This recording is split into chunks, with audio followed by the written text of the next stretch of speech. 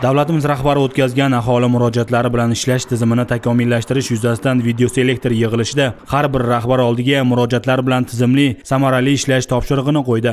Shundan kelib chiqib, Farg'ona viloyati soliq boshqarmasi tomonidan rejalashtirilgan sayyor qabul jarayonlari olis Beshariqdan boshlandi.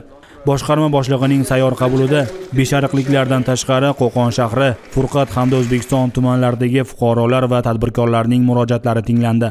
Sayyor qabul o'tkazilishidan xabar topgan Furqatlik Rahmon Dehqonov qator murojaatlarga ijobiy yechim topish maqsadida qabulda ishtirok etdi. Meni qiynaydigan ikkita masala bor ediki, Azizbek Hamzaliyev zamin fermer xo'jaligini qo'shilgan qiymat solig'ini qaytarib berish masalasi birinchi masalamidi.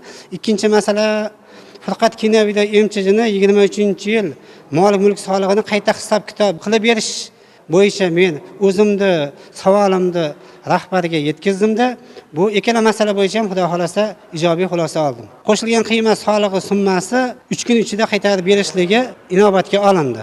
Ikkinchi masala mol mulk solig'ini ham qayta hisob-kitob qilishlikda bo'yicha ham menga ijobiy yordam berishligini rahbariyat tomonidan aytildi. Endi men qo'shimcha yana bitta taklifimki, mana shunaqangi sayyor qabul 3 oy yoki bundan ko'proq va shu 2 oyda bo'lishligini men taklif qilmoqchi edim.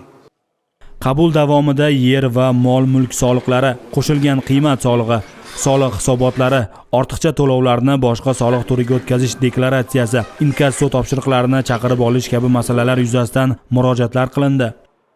2022-yil 12 sotikdan dehqon xo'jaligi yeri berilgan. Shunga keyin bizga kooperatsiya ochgizgan. Endi o'zimiz tushunmagan holda shu kooperatsiya ochganmiz. Uni biz yuryapti, yo'q, uni bilmaganmiz. 30 milliondan oshiqroq qarz soliq bo'lgani uchun soliqqa chaqirishdi.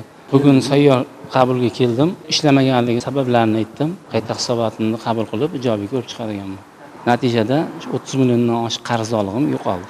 Qabul davomida yana bir furqatlik tadbirkorning murojaatidan so'ng uning berkilib qolgan hisob raqami ochib beriladigan bo'ldi.